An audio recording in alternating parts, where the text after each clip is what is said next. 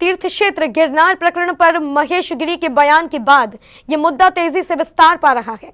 तीर्थ बचाव के लिए निकाली रैलियों और ज्ञापन देने के बाद 17 नवंबर को जैनाचार्य एवं साधु भगवंतों ने जूम मीटिंग के माध्यम से तीर्थ पर संवाद करते हुए अपनी विचारधारा रखी और लोकसभा में आमरण अनशन की बात कही। 17 नवंबर को तीर्थ धर्म, राष्ट्र और संस्कृति की सुरक्षा के लिए अनेकों जैनाचार्य एवं साधु भगवंतों ने जूम मीटिंग के माध्यम से तीर्थ पर संवाद करते हुए अपनी विचारधारा रखी। कार्यक्रम का संचालन विख्यात कवि सौरभ सुमन ने किया। साथ ही भारतवर्ष दिगंबर जैन तीर्थ क्षेत्र कमेटी के अध्यक्ष श्री शिखर चंद पहाड़िया एवं विश्व जैन संगठन के अध्यक्ष संजय जैन ने प्राचीन तीर्थ गिरनार का सत्य बतलाया। और खास तौर से मैं उन नेमिनाथ भगवान के जो हमारी प्रतिमा है, जिसे पुरातत्व विभाग की रिपोर्ट ने भी कहा है, और ये हम आपको प्रमाण भी देंगे, लेकिन प्रामाणिकता के साथ देंगे और आपसे अपने अधिकार लेंगे। ये हमारी संवैधानिक मांग है, आप उसको डिनाई नहीं कर सकते हैं।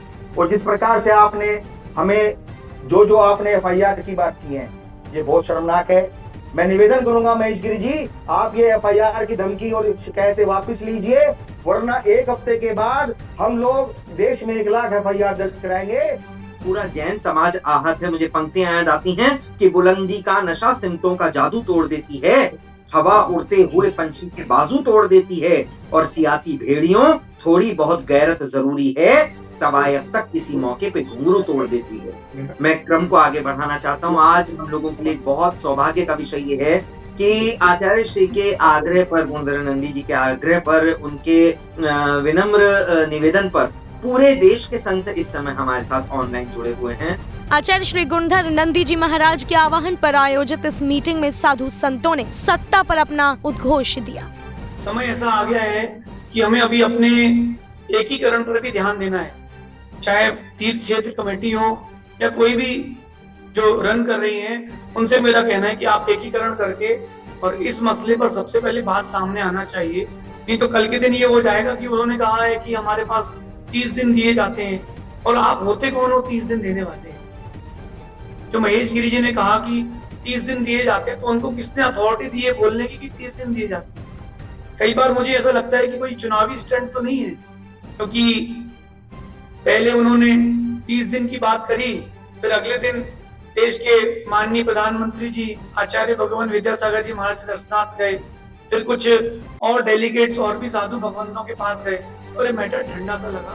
एकांतिक चर्चा करेंगे और सबको हटा करके एकांतिक चर्चा हुई, और एकांतिक चर्चा में यह बात हुई कि हमारे जैनों, जो जैन हजारों किलोमीटर से आपके गिरनार आते हैं और आपके गुजरात की गरिमा है और गुजरात का गौरव गिरनार है, उस पर आने वाले यात्रियों के लिए किसी प्रकार के गाली गलौज, अपमानजनक भाषा नहीं होना चाहिए, कि जिससे हर मतानुयायी अपनी अपनी आराधना अपनी अपनी पद्धति से अपनी अपनी सीमा में कर ले।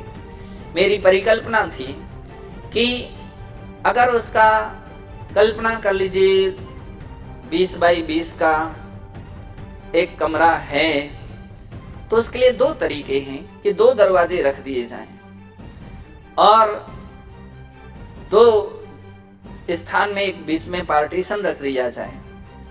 एक पार्टीशन एक पक्ष को दे दिया जाए, दूसरा पार्टीशन दूसरे पक्ष को दे दिया जाए। वे उस दरवाजे से आए जाएं, खुशी के साथ जयकारा बोलें, नारे लगाएं, भक्ति करें, पूजा करें, अर्चना करें। दूसरी तरफ से दूसरे व्यक्ति भी आराम से जाएं, दर्शन करें, भक्ति पूजा अर्चना अपने हिसाब से करें।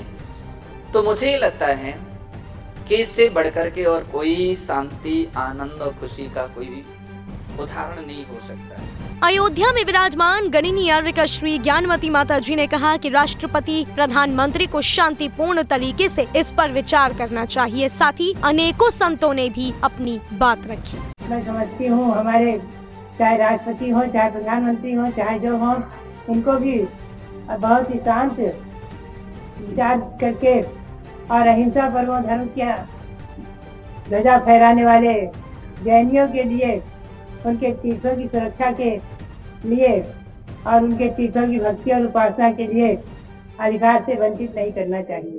कि एक ऐसी रणनीति आप बनाएं जिस रणनीति के तहत कुछ आचार्य भगवान, साधु साध्वी, श्रावक श्राविका जो गुजरात सरकार से बात करने का सामर्थ्य रखते हैं वो वहां बात करे, जो सेंट्रल में बात करने का सामर्थ्य रखते हैं वो यहाँ पर बात करे, और जहां से समाधान होना है वहां पर चर्चा करके इस समस्या का समाधान करे, तो मुझे लगता है अधिक फलदायी होगा।